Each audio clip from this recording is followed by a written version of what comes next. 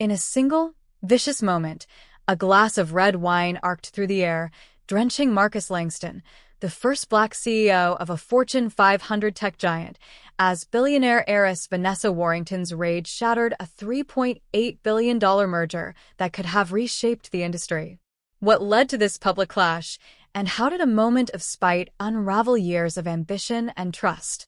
Marcus Langston stood at the podium in the grand ballroom of the Waldorf Astoria, his tailored navy suit crisp under the chandelier's glow.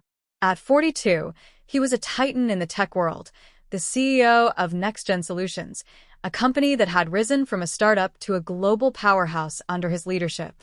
His journey to the top was one of grit and brilliance, a Black man from Chicago's South Side who navigated Ivy League halls and corporate boardrooms with equal parts charm and steel. Tonight, he was announcing a $3.8 billion merger with Warrington Enterprises, a deal that promised to redefine cloud computing and artificial intelligence integration across industries. The room buzzed with anticipation. Investors, analysts, and industry leaders filled the tables, their eyes fixed on Marcus as he outlined the merger's potential.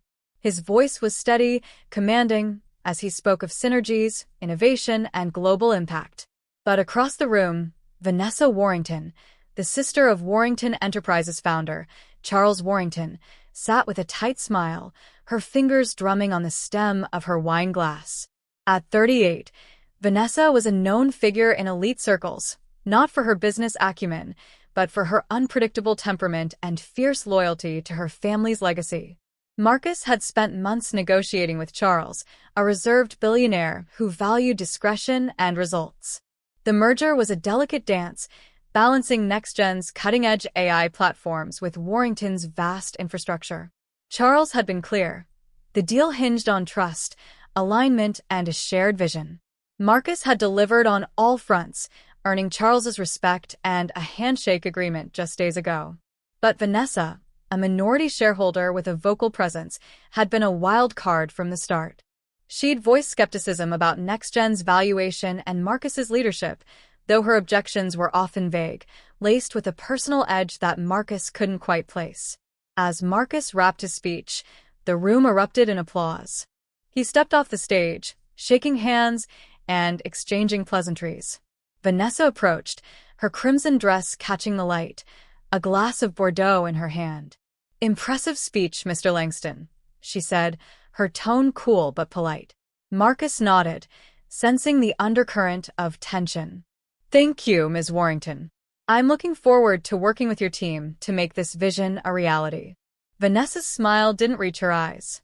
"Vision," she repeated, as if tasting the word. "You're very confident, aren't you?" Almost too confident. The room's chatter seemed to fade as their exchange drew curious glances. Marcus kept his composure, years of navigating boardroom politics steadying him.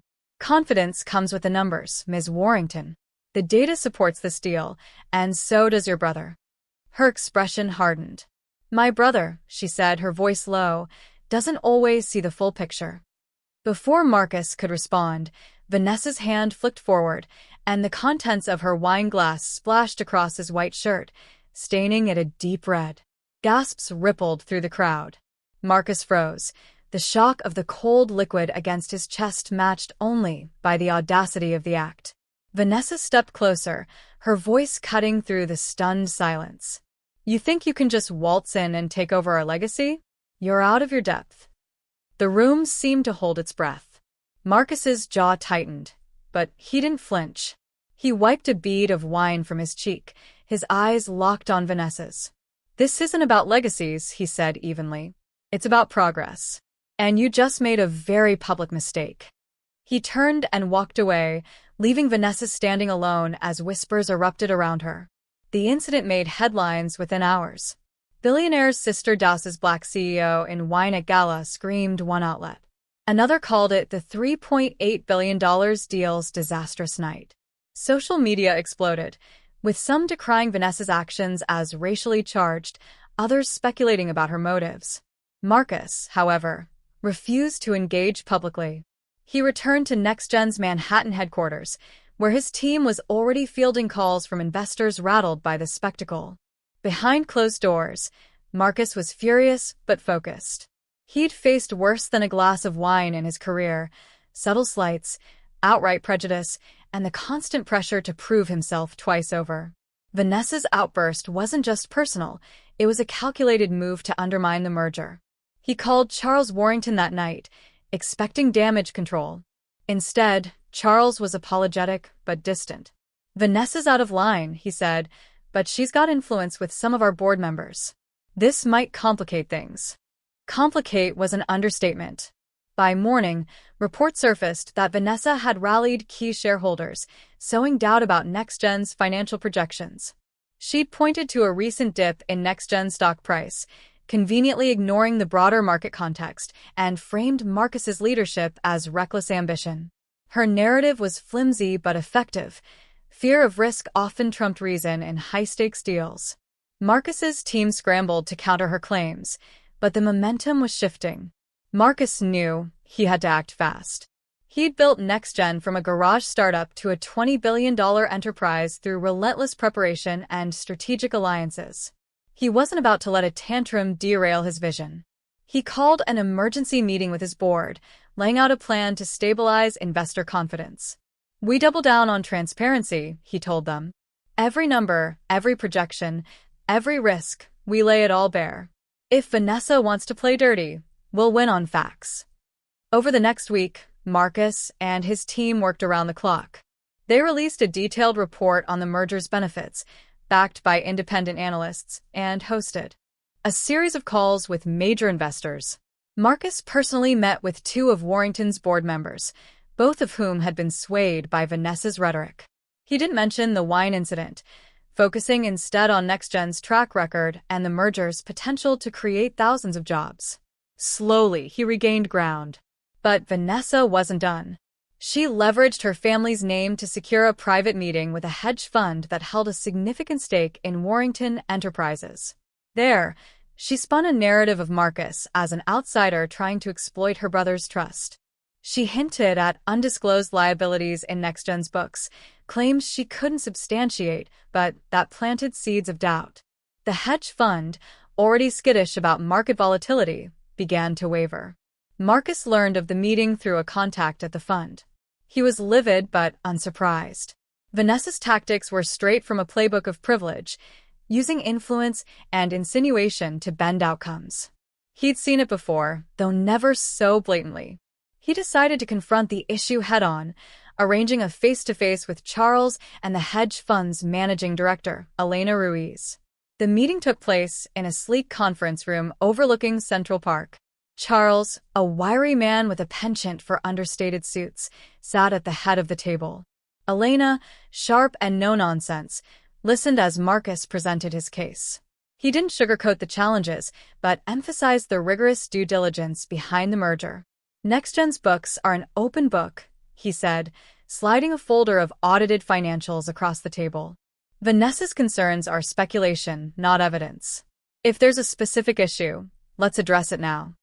Charles shifted uncomfortably. "Marcus, I trust your numbers." But Vanessa's raised questions about cultural fit. She thinks NextGen's approach, your approach, might clash with our values. The subtext was clear. Vanessa's objections weren't just financial. Marcus leaned forward, his voice calm but firm. "With respect, Charles, your sister's actions at the gala suggest her judgment isn't exactly impartial. This deal isn't about me or her. It's about what's best for both companies." Elena nodded, her expression unreadable.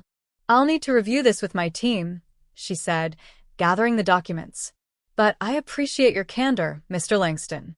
As the meeting ended, Charles pulled Marcus aside. "I'm sorry about Vanessa," he said quietly. "She's protective of the family name. I'll talk to her."